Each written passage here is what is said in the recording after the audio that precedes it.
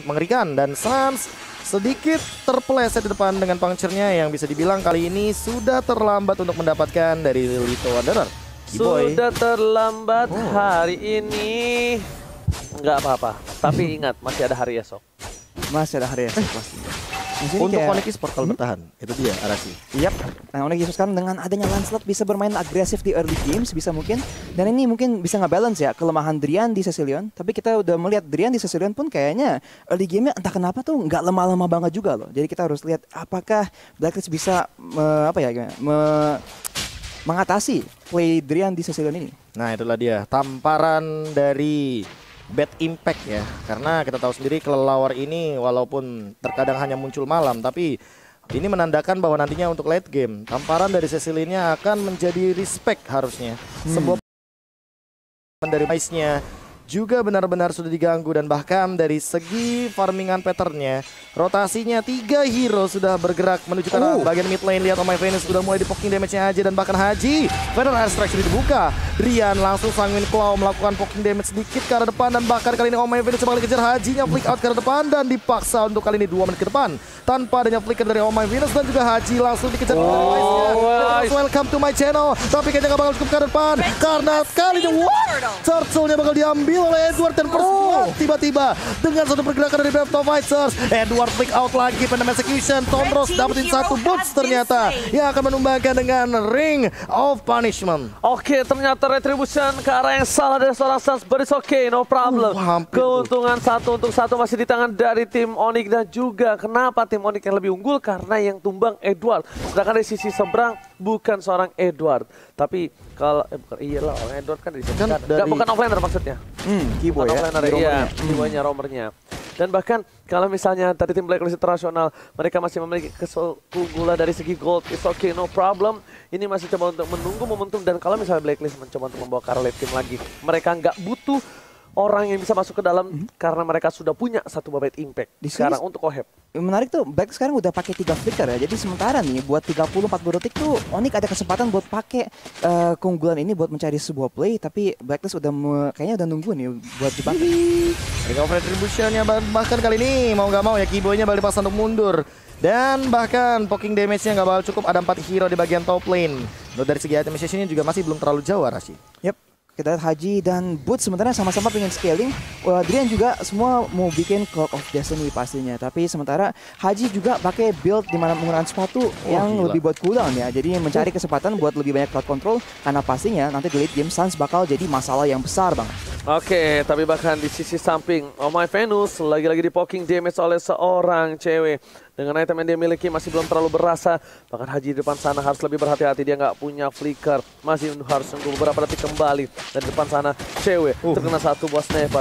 Damage yang on point membuat Oheb kali ini lebih sustain untuk menjaga pergerakannya. Tapi ternyata pancingan bakal coba didapatkan. My Venus agak sedikit salah. Tapi ternyata banyak execution-nya miss.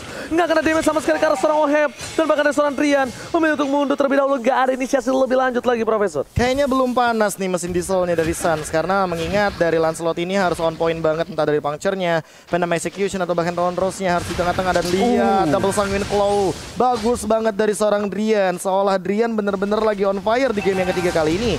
Mengingat juga dari segi setup Turtle-nya, apakah bakal dilepaskan jadi giveaway Turtle untuk Blacklist International lagi di Turtle yang kedua. Oh, bukan hanya itu aja Profesor KB yang terhormat. Lihat dari sisi tim Onyx Esports. Kali ini mereka coba untuk menjaga pergerakan dari jungle supaya tidak ada yang diambil lagi, dicuri oleh seorang wife. Bahkan ada pertukaran sedikit laning antara seorang cewek dan juga Boots di arah top dan juga bottom. Rotasi sudah dapatkan. Dari segi goldnya masih terpaut jauh, dan bahkan beberapa kali Wanderer sudah diamankan, yang tandanya mobilitas dari tim Onyx Esports benar-benar terbatasi, terlihat, terpotong bahkan rotasinya. Iya, dia nge-mirror sih untuk sekarang ceweknya. Dia nggak mau kalau seandainya bakal ada turtle pit lane di arah top lane, karena gengkingnya pasti bakal ke arah sana. Dan Sans tiba-tiba dia setengah HP tersisa.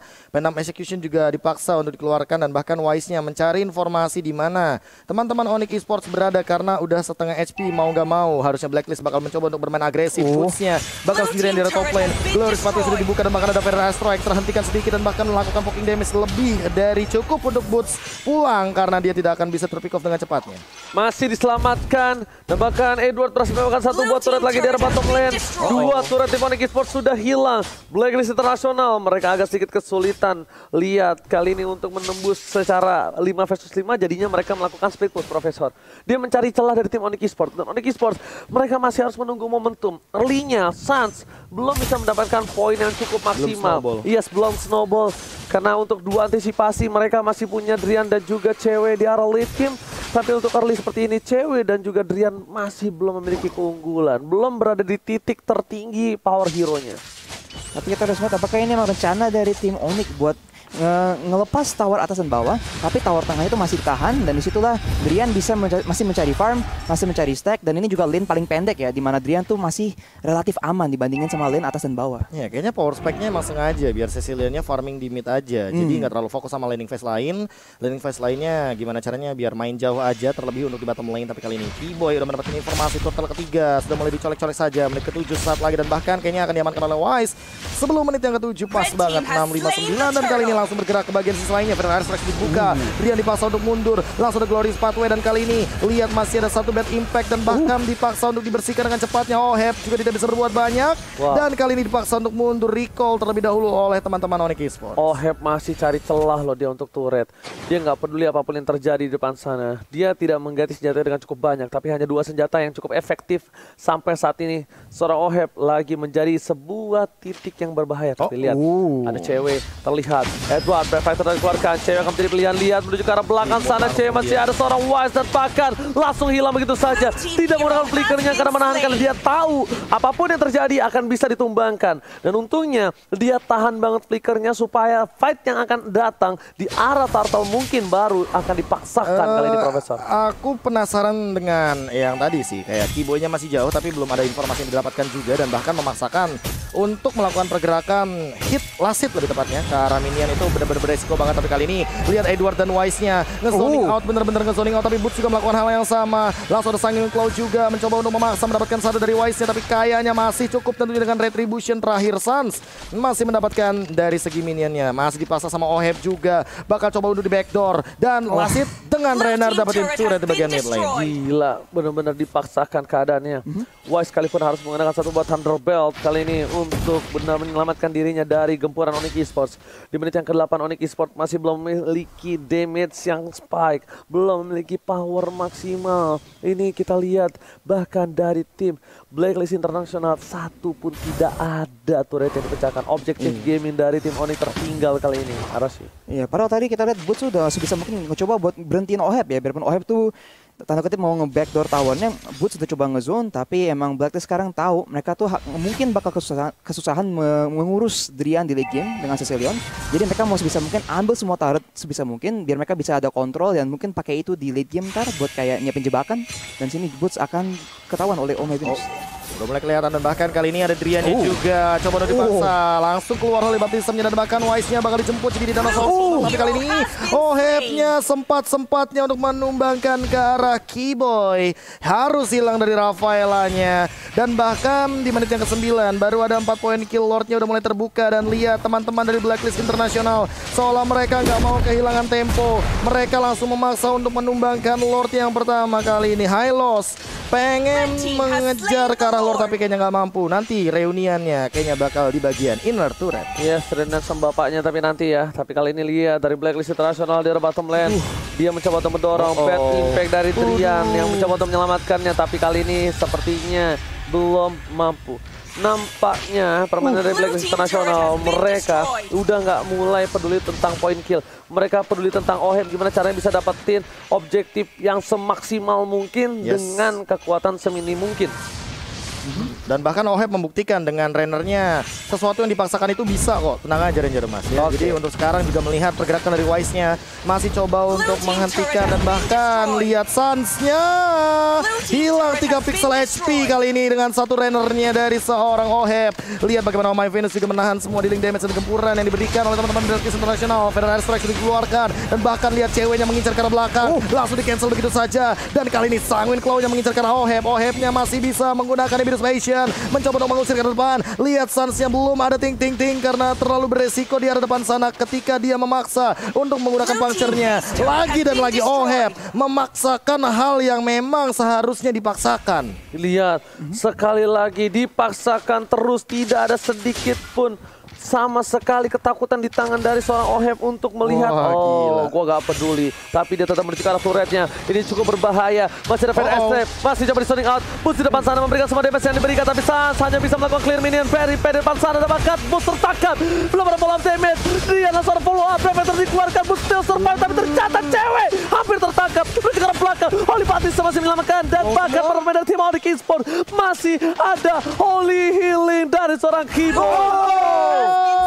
Langsung lagi dan lagi dengan rendernya Oheb mendapatkan offplay hebatnya. Kali ini harus bertahan dengan 4 member yang tersisa. Lihat kali ini Edwardnya juga langsung memporak-porandakan formasi di arah bottom lane. Bootsnya udah mulai terpoking damage. Lihat juga Edward lagi dan lagi dengan Wise berdua menjadi frontliner, menjadi badan. Ada lagi Feather Airstrike yang dilontarkan oleh seorang Haji.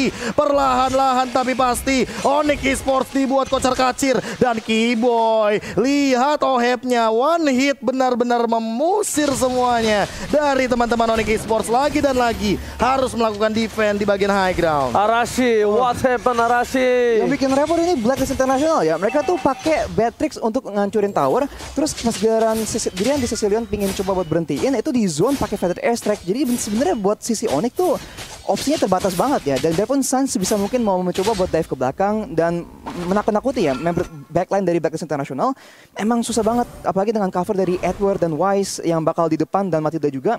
Emangnya repot banget sih. Tapi di sisi lain sekarang Blacklist sudah ngambil semua tower di map. Apakah mereka bisa melakukan hal yang sama buat base? Karena emang di base udah beda cerita ya. Onyx Esports sekarang pun udah menit ke-12, menit ke-13 kurang lebih. Dan di sini ya komposisi mereka nih yang mengandalkan Sicilian tuh mulai sakit. Kita lihat bad impact-nya sekarang udah mulai nggak bisa dicuekin ya sama member-member dari Blacklist International. Jadi fight berikutnya kayaknya bakal jadi kritis nih buat kayak nentuin siapa yang menang game ketiga ini. Oke, tapi lihat Suns kali ini mencoba untuk melakukan satu buah clearnya di arah bottom. Dia ada kurang tumbang. Ini cukup berbahaya. Haji masih ada flicker karena belakang ada bakal Suns mencoba dikejar begitu saja. Bus seorang diri tarik menemani. Flicker digunakan. Bus masih coba untuk kabur. Tapi damage dari cewek tidak hanya memberikan damage untuk pukulan. Oh my god, ini tidak baik. Oh no. Base-nya cewek tidak boleh tumbang. Cewek harus diselamatkan. Masih bisa digoceng. Masih ada satu buah decoy yang dipergerakan dari seorang cewek. Tapi lihat Feather Strike-nya dari Haji. Lagi dan lagi. One last hit. Flicker berhasil menyelamatkan seorang cewek. Suns masih mau lebih. Suns sekarang belakang. What are you doing, Suns? Oh my god. Onyx Esports harus tumbang. Onyx Esports dikalahkan oleh Blacklist International dan Blacklist bertahan di lower bracket.